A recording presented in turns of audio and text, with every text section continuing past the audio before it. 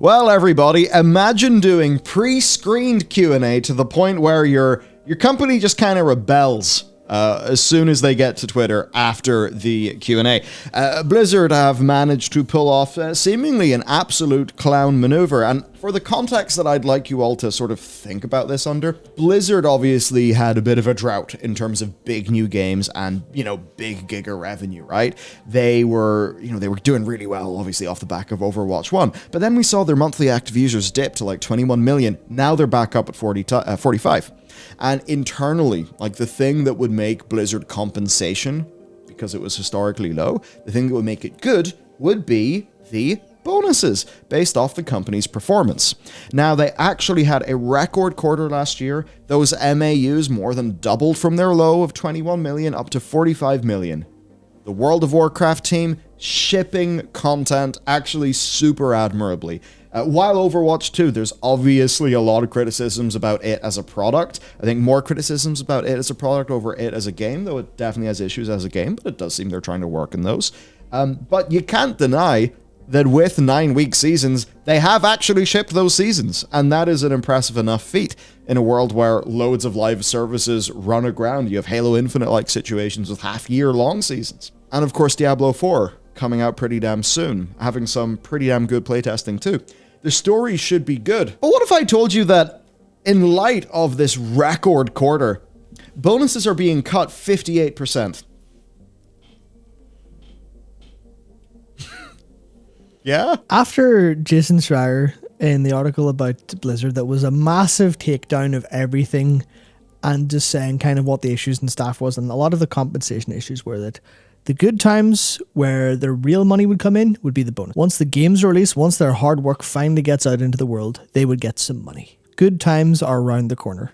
And then they finally turned that corner, or at least began to turn the corner. But what they haven't realized is then Activision Blizzard decided, management that is, to just build a wall. So they turned the corner and just straight into it. Well, it's really Jason Schreier's fault. He didn't specify what exactly was around the corner and who those good times were for. Of course, because obviously the good times were for the C-suite. Mm-hmm. Now, technically, execs like Senor Ybarra have also got a cut. Oh, no. Their bonuses. I think the difference, though, is, are you depending on your bonus to, get that Model S plaid, boy, or maybe to comfortably afford rent instead of barely scrounge rent? Pretty big difference there. And let's just say Mike ended up being pretty damn tone deaf. According to employees who have spoken to the press, this story was broken by GameDeveloper.com. Overall, employers do sort of like company health surveys. It's actually the sort of thing that me and you have been thinking about, because now that we're actually sort of growing and becoming real, we need to not be scrappy. We need to actually be good so that we can be good for our staff. So doing those kind of things is really important. Responding to them in this way is what we call completely goddamn moronic. So evidently that health survey not going particularly well. Now, this was all done via a Q&A session, but not a Q&A session where you get to go and ask a question. No, pre-screened. Because we always know that Q&A is at its best when they're pre-screened. But even with that, we've got to say that Blizzard have made seemingly an absolute, really a record performance, because they've managed to have a pre-screened Q&A session that went horribly. It went so horribly, in fact, that there's a number of Blizzard developers on Twitter talking pretty openly about their either ideas or plans to quit, as well as their general, I think hatred might be the right term. I don't think they say hatred, but the things that Blizzard employees are very happy to now say publicly goes to show that I think in terms of trust for management, it's completely gone. Yes. It is. I don't think there is, there's no game company this bad in terms of that public perception. It's wild. Yeah. And they were doing so well. Now, they were doing so well. At the very least, I think what has happened is a lot of the players are able to rally around the developers. Yep. And I think that is the important thing. It is to be relatively precise here. I mean, one of the things that happened was the stack ranking system. Brian Birmingham was protesting against that, ended up doing one of those things where he kind of planned to resign, but then Blizzard's like, no, you're fired anyway. So the stack ranking deeply unpopular, actually cited by many senior Blizzard employees as one of the things that contributed to them seeking employment elsewhere. Let's just say Mike ends up making a statement that is, I think, self-deluded to a pretty damaging level. Then, they also learned that all Blizzard employees would receive a lower percentage of the profit share bonuses for the year 2022. And of course, then there's also the recent announcement that all employees would be required to at least partially return to on-site offices in the coming months. Obviously, we covered that story yesterday. Look, at the end of the day, what are you paying for? Presence or output? If you're a good business, you'd be paying for output, not the location of someone's behind. Now, that said, there obviously are times where it's better to be in person for collaboration. It suits me better. I prefer to work in an office, not in my apartment. That being said, different strokes for different folks. And if it is essential that that level of in-person collaboration happens, and I think it probably is essential, you can achieve that without having to do a draconian mandate. Yep. You know, it's like people see the Bruce Lee clip, you know, be as water, be like water. And what is this, high carbon steel that's really fragile? They're like, yes, we'll do that instead. Mm-hmm. Yeah. And I think the fragility of Blizzard in terms of foundational health is extremely, extremely on show here. And do remember, the company themselves called Q4 a quote, especially strong quarter. So all of the public pronouncements to shareholders, etc., maybe, you know, trying to keep Microsoft happy, whatever, are that this is great. We are back, you know, it's all going good. But the workers whose back that success is of have just been cut significantly. Yeah, it's fundamentally the same as them stepping out, like the executives stepping out of the mine and saying, look at all of this great money we've made, it's fantastic. And then, you know, smiling, handshakes, everything, then going back into the mine and just getting the whip back out and going, okay, better next time. This wasn't good enough. That's the vibe they're showing off. And it ultimately boils down to, it's not the what of what they're doing. It's ultimately the how. And there's something wrong with the style of leadership that has been, I guess, cultivated at Activision Blizzard King, that they just do not respect their employees. They don't respect them in a creative industry. They would be better. I don't even know what industry they'd be better doing this in. There's nowhere that even makes sense, to be honest. But especially not in a creative industry where you're going to go, okay, well, your heart and soul needs to go into this product, and that's what makes it good. And that's what some of the recent improvements in products have clearly been. Yes, Dragonflight has soul. I know it's not exactly maybe the tone or vibe that a lot of people would have, or some people would have wanted for the game, but I think you cannot doubt that it has soul. So much more so than like the Shadowlands, etc. Yep. Now that we are done with I think one of our most extended intros of all time for a video, two pretty quick things. Number one, tips@bellular.games. I've made an email alias. It goes through to some of our news team. If you are somebody at any games company who wants to, because I know some people do reach out to us, we now have a proper place for that to go so that we can actually act on it and that sort of thing. The other thing is, obviously, in lieu of a sponsor or something like that, we are developing a game, The Pale Beyond, a survival role-playing game inspired by Antarctic exploration. It's been testing mega well. It comes out in literally 7 days. You can check that out over on Steam by searching The Pale Beyond. Wishlisting, of course, does help us and our team. And I mean, literally me and Thomas's first port of call as soon as the game comes out, and we've had a few meetings and we know our financial position is how much we can increase staff wages by. Because at the end of the day, we fundamentally recognize that they made the fucking game. Mm-hmm. Okay, let's get into this stupid story. So, not only are the announcements bad, but Mike Ybarra, Blizzard leader, his responses are apparently so outrageous that people just went to Twitter. So, Brian Birmingham, of course, we like him. He was very well respected before any of this stuff went down. Very much respected by his colleagues. Seen as a major positive force on the Classic Games team. Obviously, with WoW Classic being a major pillar. WoW Classic indeed being something that for many people saved the Warcraft IP. It means they can play the Warcraft IP where they do not like modern. We all remember being in the utter gutters of Battle for Azeroth and just how much Classic made WoW explode in numbers again. Stack ranking is just that system. Imagine, right, you just decide, you're in the Roman army, you just decide, you know what, every quarter, every half a year, whatever, we're just going to decimate every legion, you know? We're just going to kill the bottom 10% of performers. Now, obviously that, as Brian goes into, has a whole bunch of problems when you actually deploy that across a team, even though you may think, promote people better, make people worse bad. But it actually creates a bunch of very toxic social incentives, and also just the fact, if you've grown your company well and built a good team, then the standard frigging bell curve won't apply. So, Brian protested over that, and Ybarra tried to downplay all of that. He defended that system, and then he said something like this, quote, "If you think that executives are making a lot of money and you aren't, you're living a myth." Now, I was very much willing to give Mike, you know, lots of benefit of the doubt. Of course. But honestly, man, fuck you, you piece of shit. You must be so disconnected from fundamental financial realities of people on your team. This is ghoulish shit. This is the sort of thing, like, if you want people to start to continue and say, eat the rich more, keep on saying this, Mike. Because even though, let's say you've taken a cut and maybe you're only earning $150,000 a year, and maybe you're pretty chunky, performance-based bonus because Blizzard obviously had a really good quarter. Mike is the leader, right, at Blizzard. We know that's going to be a, broadly speaking, pretty well compensated for job. I mean, the Blizzard campus has a Starbucks in it, right? And those are, there's obviously some sort of financial thing there. The people working in the Blizzard cafeteria, the people who are, sanitary staff at the campus. And then as you move up, the people providing customer support. These are all essential functions of your business. The QA testers, like, we have internal QA and we do not have some massive, insane gulf in pay because that's goddamn ridiculous.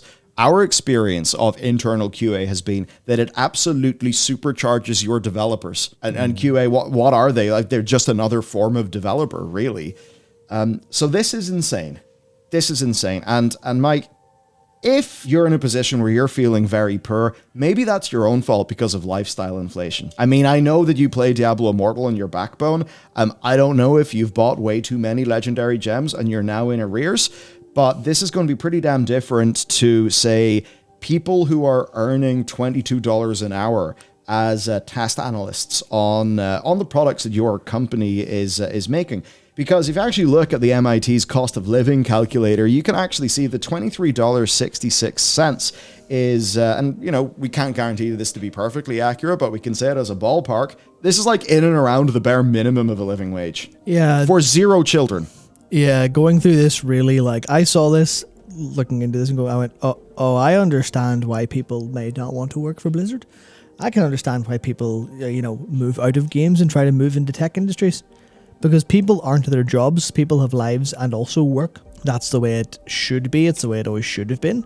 It's what leads to the best output, the best performance, and the best overall well-being for your company and everyone in it. Yeah. Which should be your goal as someone who's there, because obviously if your goal is single-handedly make as much money as possible, then you're not even human. You're just a robot making money.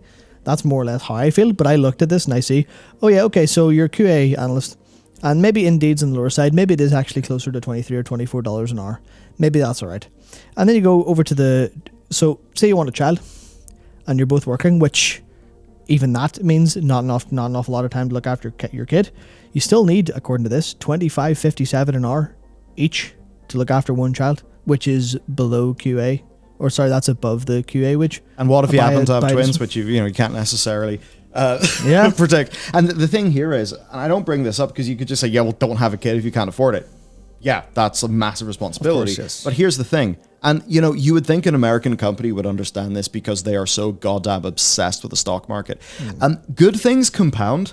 And if staff do not feel like they have a path to earn more money at your company, they will show up, do the bare minimum, and look for a job elsewhere. Which, as we will get into, they are certainly doing. Yes, sure. as they absolutely should. Okay, so going on, they talk about things like the return to office thing. Somebody asked about the policy losing talent. What are Blizzard going to do? Ybarra did not give a clear plan. Apparently, they're going to try opening new offices in other locations. Suffice I actually have it on a source that years and years ago, Blizzard considered moving away from Irvine because it was too expensive. I believe. They should have. I believe actually Riot is in a place that is cheaper. Marginally, but Yeah, not humongously. But I remember hearing that. So this is something that I would support. But he does say, at the end of the day, we want people to be happy. No, Mike, you don't. Because that may be your opinion and your desire. But the thing that matters is your actions. And if your actions are not aligned with that, then you don't truly want that to the degree where you are willing to modify your behavior to make it so. Right? So basically, if you're saying a statement like this, you're a pathetic coward who cannot back up what they say. These are just weasel words that mean nothing. And the problem is, you've ran out of credibility. And because you've ran out of credibility, Mike, your staff are not really going to trust you. So even if you do have a change of heart, even if it transpires that this is actually coming from Bobby and people above you, and you're somehow able to, I don't know, power bottom your way to fighting for better standards in at Blizzard, well, guess what's going to happen? They're not really going to believe you because you've lost their trust, because you've been an ineffectual leader. Again, one starts to wonder, why did Jen O'Neill leave so quickly? maybe because she had a conscience, or wanted maybe in some capacity to actually care for workers. Or maybe in the, in the future film of, Mike Ybarra filmized, it is the case of he's seething internally. He's furious. He thought he could make change from the outside or from the inside, and that's why he stayed, because he does like these games. He does believe in the company, and I imagine this is what he would agree with. But at the end of the day, you have to focus on output. A bit like with remote stuff, focus on output, not presence. Focus on the output of your actions, not the presence of flowery words that don't actually mean anything because they're not backed up. I think that's exactly it when it comes to all of this executive communication. Anytime any exec says something, you just say, actions speak louder than words. What are you doing? And then that's why you have pre-screen QA, because it has said, oh, yeah, we want people to be happy. And, then someone just say, I have a question. What are you doing about that? And then they go, and then they look like fools, which is why pre-screen there. The fact that they had a pre-screen QA, whereas it is bulletproof. You can plan that all day long. You can go, okay, how are we going to word this? How are we going to say this? How are we going to present this idea? How are we going to maximally propagandize our output here so that people don't have bullets to fire at us all across games media for the next week? And they still somehow failed that. Here's the reason. This is people failing upwards, being promoted out of competence. Because yes. I know for a fact that if you put either you or me in a position like this, yeah. where, you have to be effectively evil, we could do a far better job. Oh, for because, sure. Yeah. As evil, evil executives or money-grubbing executives, you're doing a piss-poor job. That's what I've always liked about Bobby. Every time Bobby Kotick says anything, anytime you see an internal email that's shared, that's also internal emails that he posts are always posted on the press site as well, because they're not actually internal emails at all, because they know they're going to get leaked anyway, so they just write press puff pieces. They always are so obvious. It's like, where did Bobby Kotick learn how to speak like an executive? From Saturday morning cartoon villains? That's what it felt like. It's always so thinly veiled. And obviously the best way to be evil is actually not really to be that evil. You have to be good until a point and then pull the rug out from under people. That's how to do it properly. You have to actually have people believing you, as opposed to just be the cartoon villain the whole time. But that's what ABK do. They're cartoon villains. Have any of these utter buffoons heard of a concept called long-term shareholder value? It's very surprising. So Mike says, and if decisions about being happy don't align with where we're going and you won't be happy, then you'll have to do what will make you happy. So it's basically just, all right, fuck off then. Yep. And then they started talking about the financial impact on lower paid staff in certain disciplines, and this is where he really messed up. Oh, this is the worst thing I've ever heard. Some of our disciplines are not long-term disciplines. So that's just saying, as a QA tester, you're always bottom of the rung. You are, some sort of analogy about Anima and the Shadowlands that I want to make, but I just can't quite find the words. But this is basically just saying, to whole departments in your company, you refuse you refuse giving them a long-term, a long-term prospect. And here's the thing, Mike, maybe you aspired to be an executive, but actually not all people do. Oh, there are actually plenty of people, and it's one of the things that, has been talked about recently. It's like, if you want to be a plumber and you're a really fucking good plumber, we were at a time when society, when it wasn't really respecting the trades as much. And I forget what point it was, but people suddenly realized, hang on a second, plumbers, boiler technicians, electricians, they can actually make great money. They actually provide a really, really great, important service. This is actually essential to society functioning. I was like, yeah, it's a good thing they're rewarded for that. Mm-hmm. Is that the same as being an executive? Is that the same as running your, as turning it into a big, like electrician services company? No, it's not. But actually, some people may not want that. Like even an example from my life, my dad used to like run a business. And now he's a one-man band. And yeah, he earns way less money, but he's actually way happier. He's able to, because he's very passionate about sport, so he's able to fit his hobbies around the job thing and have a better quality of life. And you should be able to have somebody who just is like, yeah, I'm a great QA tester. I'm paid well for being a great QA tester. I work 9 to 5, and when I work, my work is goddamn good. And then I go back to my family and I maximize my own life following my own goals. Someone is never going to be able to do that if you are just saying that their discipline basically isn't really valid as a thing for somebody to do. Now, I'm not sitting here saying that, maybe we go and flip burgers at McDonald's for like our, forever job, right? Like that was my first job. It wasn't McDonald's, it was a local chippy, but yeah, everyone there knew like, this isn't our long-term plan. And the economics of this kind of mean it couldn't exactly be our long-term plan. But you're not talking about that. You're talking about like technical goddamn work that requires a focus on precision, that requires a lot of diligence, that requires communication skills, that requires pulling together multiple disciplines. Like, what on earth are you on about, Mike? And you were heading up BattleNet. You should know. There's something wrong. And as soon as I kind of saw that quote and saw how people are responding, I immediately understood why games are so buggy, why games are so like released in such dog shit situations. And it is just that attitude the whole way down. Because if Mike Ybarra saying that, because that's what Activision Blizzard King believe, then you can be damn sure that's what EA believe or believed at one point. You can be sure Ubisoft are the same ideas because these companies are all, a stone's throw from each other. The same culture permeates the entire industry in the West. And I'm sure a lot of that's in the East as well, because you don't hear too much over there. You see all the QA places trying to unionize at once. And that's because you're supposed to do some QA or some customer service and then move on. And you know what that does to especially a technical industry where there's excellence? There's no evolution. You don't go, oh, well, I've been doing this for 5 years. I know it really well. How should we do it better? You go, I'm done with that shit. I'm way on to do something more interesting or something different. But QA is a technical field. It is a field that requires heavy automation, requires heavy, improvements to do things right. But how much of it have we not considered? How much of solving QA issues in games with not automation in the sense of removing people's jobs, but in the sense of actually doing an extremely better, more efficient overall job with how big games are? How much isn't there? How much hasn't been done? How many of games release terribly that don't have to?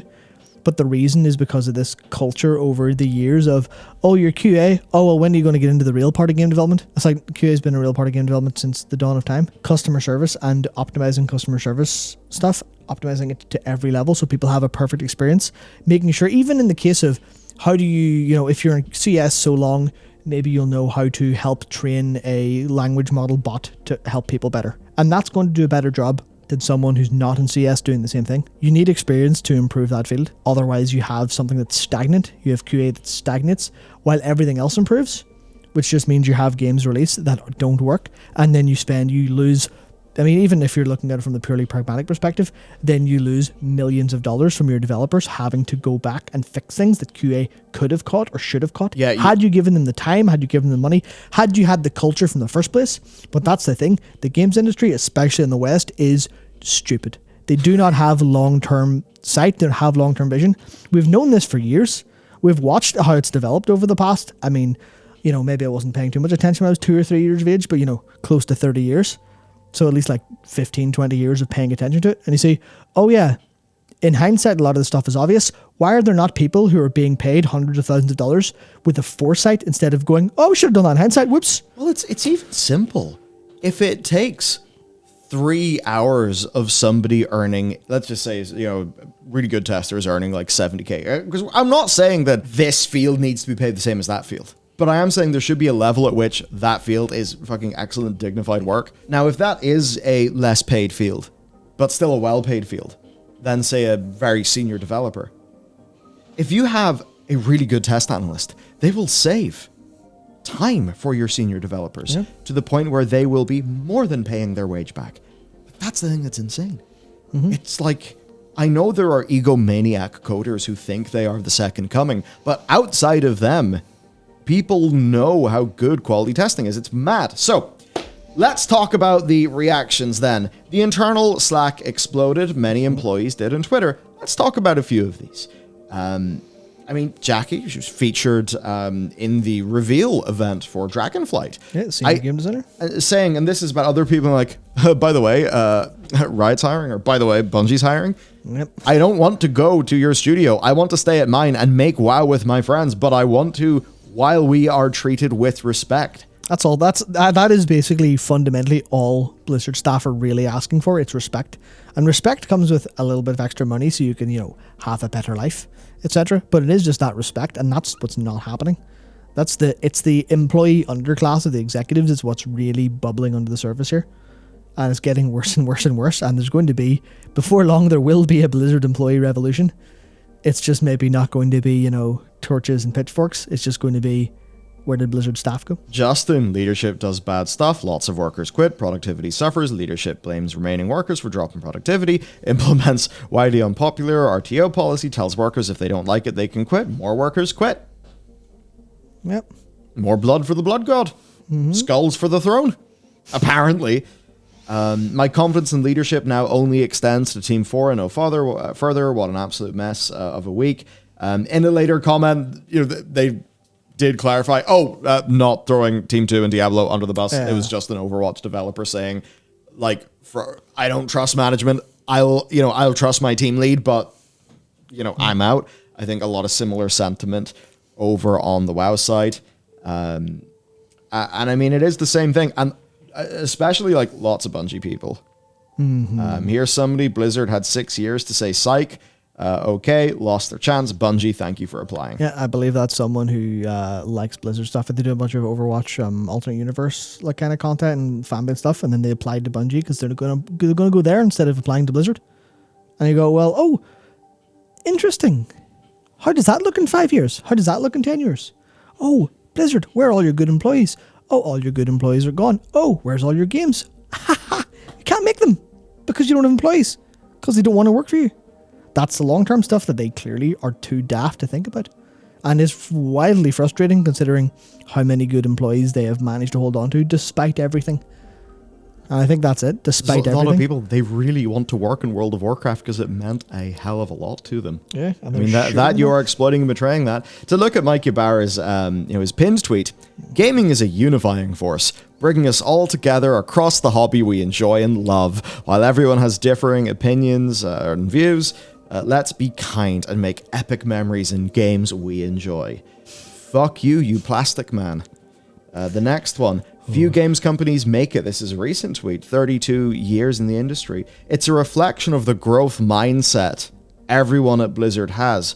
Certainly not you, and your employees aren't going to have a growth mindset. I mean, you've immediately set them all on the defensive, right? They're playing defense. You're not going to have a growth mindset come out of nowhere when people basically feel insecure and scared. You utter buffoon. Our commitment to listen to our players, that bit I suppose has actually materialized more, and the work teams do to strive to exceed expectations. Congratulations on 32 years. Happy anniversary. I suppose, yes, the work that teams do, in spite of your best efforts, apparently. Yeah. And to again clown and things, because Japan's just going to fly in, do some clowning. Nintendo increasing wages 10% despite a lower forecast. The opposite what happened there. Yeah, Very Sega good. increasing average monthly salary of workers by 30%. Bandai Namco boosting base salary of Japanese staff to improve workability.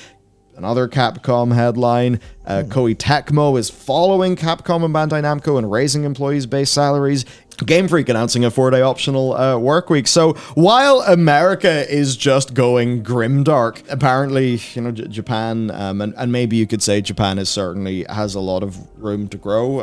I think at least historically, a lot of people do know a lot of the things that we said about, corporate Japan and its weaknesses. But seemingly here we do have quite a few games companies trying to do better. I mean, for the most obvious example, you just look at Capcom. Straight bangers. Absolutely nailing it in terms of games. And games that are not full of bullshit either. Yeah, I mean, even because you can, obviously it's EA published, but you look at Koei Tecmo, and this was, I believe that was last year, they go for the 23% base increase in salary. And you know what game they released today? Wild Hearts. And Wild Hearts, obviously published by EA, is a game that has more or less been, it's not their first try at it, because they had 2 attempts previously to kind of ape the Monster Hunter franchise. They've released a game that, outside of poor PC performance, is a solid 8 out of 10, is not quite coming for the Monster Hunter throne, but is kind of getting close, and for a first major shot under the new style, actually takes that formula and goes, okay, what if we do this slightly better, slightly different? How do we get a unique selling point? And I can tell you, if you have underpaid employees, you're not going to get that. You're not going to get employees doing the hard work that'll go, what if this was better? How if this was better? You're not going to have employees who wake up in the morning and their heads full of new ideas because they went to sleep and they slept well and they were happy and they were thinking about, how can I make this better for the work that I'm really passionate about? I think that's the stuff that's the stuff you get when you raise your pay and increase stuff. Because as an example, looking at some of the rationale for this, like the Shintaro Furukawa for Nintendo said, it's important for our long-term growth to secure our workforce. Long-term growth? What's that? I haven't heard of that. What? Is that who are Nintendo? Have they any success? Maybe it's just some nobody doing nothing. And that's, I mean, I think that when it comes to Nintendo, you always have to think, when things didn't look good, what did they want to do back in the day? Cause salary? C-suite, your salary's cut in half. Because if our employees aren't making enough money to do stuff and we're not making money, it's our fault. We'll take the L. But the exact opposite happens here, where it's, oh, we're doing really well. Employees, you're going to get less. Not to sit there and partake in the sort of fetishization that can sometimes happen. I think there's a cultural history of honor in a way. Yeah. For sure. And that is what Iwata's pay cut was. Yeah. Whereas this Blizzard stuff's just fucking rat behavior. That's, I mean, obviously, it's disrespectful, it's dishonorable, it's, diss everything that's good. Yep. That's the story. That's the story. Look, this will evolve. The ship could not be more leaky. Tips at Bellular.games, by the way, if you're feeling a part of that leaky ship. I mean, the thing here, I think we are really in a situation where, certainly from our side as YouTube people, and I think quite clearly looking at game developer and looking a lot of the press, it's weird, right? Because anyone working in media needs to watch Nightcrawler and just have the poster of that movie pinned up as this is the bad path, don't go there. But the flip side is ensuring that, what is our job? Public communicators. Who are we communicating to? The games audience. So if anything, our job is to communicate to the games audience what's actually going on with the people who are making the games. I think the more that audiences actually understand what's going on with the people who are making their games, they know that story, they can hear what happens in this disastrous thing with Ybarra and think, oh my god, how could you possibly do that? And it's a funny thing, the games industry is known for absolutely piss poor corporate governance compared to other, sometimes legacy industries and stuff. I'm sure the legacy industries have got their problems, but man, you sure are seeing it here. Wow. Yeah, and that's it. I suppose rather than doing our usual ramble on for about 15 minutes before we stop recording, that's what's up. If you want to reach out to us, you know where to do that. If you're a viewer, then I'd say just support the Blizzard employees in this. They clearly need it, and I think any well wishes and appreciation would probably be very much wanted by them. I guess the final thing for us, our game's coming out in a week. We've tried to make it all as humanely as possible. We've had an awesome publisher. We've not really had any shenanigans. Yeah, there are only a few corpses under the floorboards, which is not bad. Exactly, yeah. As opposed to a veritable, corpse dungeon. Yeah. That's it. The entrance to the corpse dungeon is beside the milk fridge. Jesus Christ. Blizzard Entertainment, folks, that's the story. Let me know what you think. We will see you next time.